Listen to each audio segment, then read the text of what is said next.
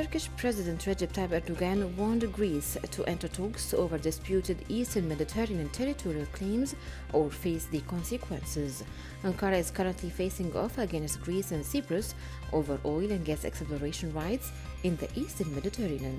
All sides have deployed naval and air forces to assert their competing claim in the region. The UAE cabinet, chaired by Sheikh Mohammed bin Rashid Al Maktoum, Vice President, Prime Minister and ruler of Dubai, has approved the restructuring of the board of directors of the Emirates Development Bank under the chairmanship of Dr. Sultan bin Ahmed Al Jaber, Minister of Industry and Advanced Technology. The decision comes within the framework of supporting the government work system and organizing the boards of directors and federal entities and set up its system. It also aims to support the work system of the Emirates Development Bank as it specializes in facilitating the real estate credit allocated for the construction, maintenance and development of buildings prepared for private housing, financing projects and agricultural crafts and activities to ensure the development of a competitive knowledge economy and the sustainability of the integrated infrastructure. Rescue teams kept up their search for survivors in Beirut even as hopes raised by sensor readings of a pulse beneath the rubble of last month's blast began to fade. The cataclysmic August 4th explosion in the port of Beirut killed at least 191 people, making it Lebanon's deadliest peacetime disaster. 1 month on, 7 people are still listed as missing. High-tech sensors confirmed an apparent heartbeat, and a full month after the August 4th blast, rescue teams took up the search. Iran opened the new school year after nearly 7 months of closure. In a video conference, President Hassan Rouhani said the education of 15 million students is as important as the health system. The reopening of schools came as many expressed concern over a possible increase in infections, including medical professionals. Turkish opposition figure Muharrem İnce kicked off a campaign that will build up for his run in the 2023 presidential elections. Launching the 1000-day national movement, he said it was aimed at reaching the road to Turkey's salvation from the rule of one man, President Recep Tayyip Erdogan.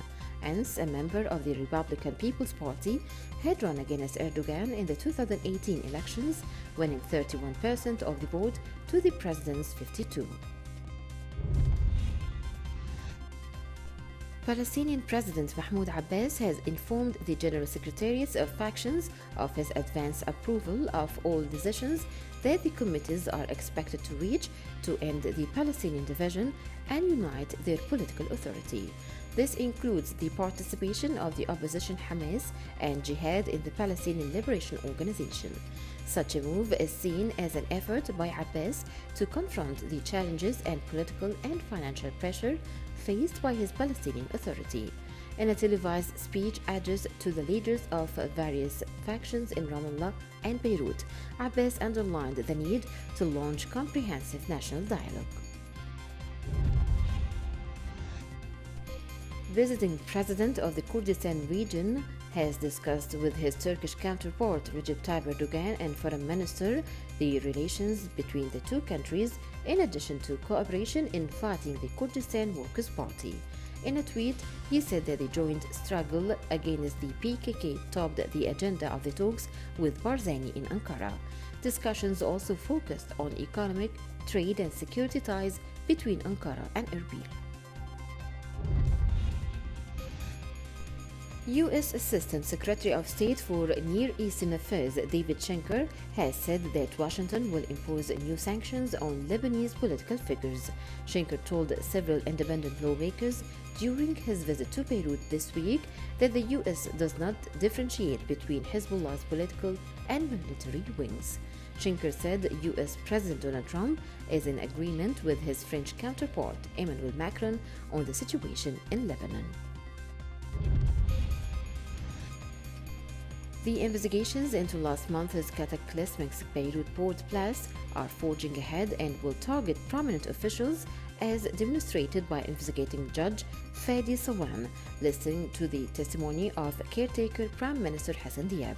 Lebanese authorities are probing what caused highly explosive material that was neglected and stored unsafely for years to detonate in a mushroom cloud, wrecking swathes of the city and fueling anger at a political class already blamed for the country's economic meltdown.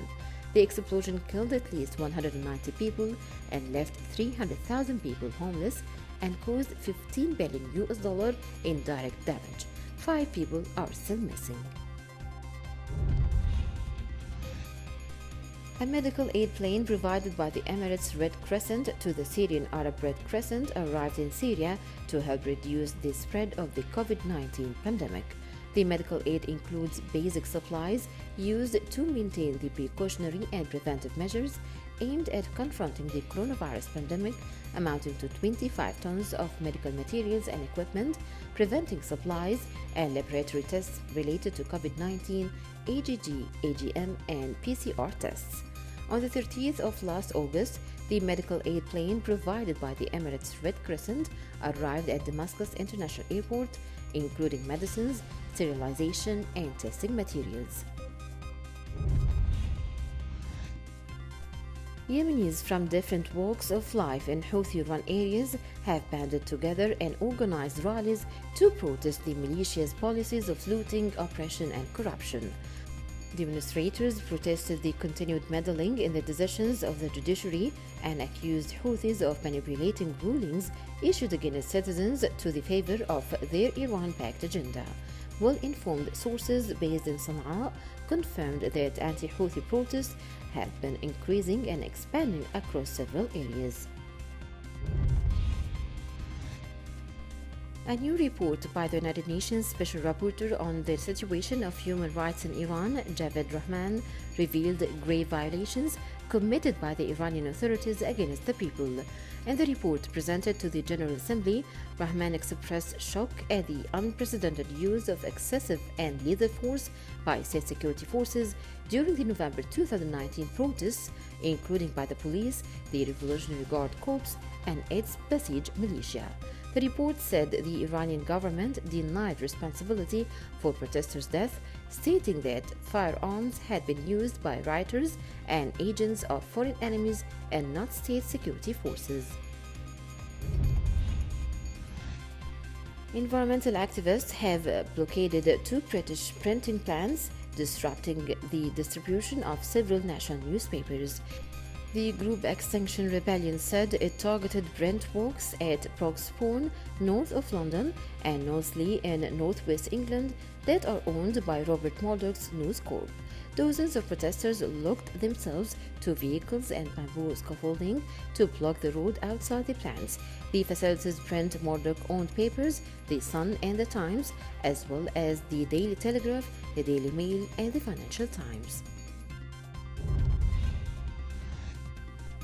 A Tortilla shop has started giving free Wi-Fi and television access for kids in its Mexico City neighborhood whose homes don't have them or whose brothers and sisters are already using the services for remote learning during the pandemic.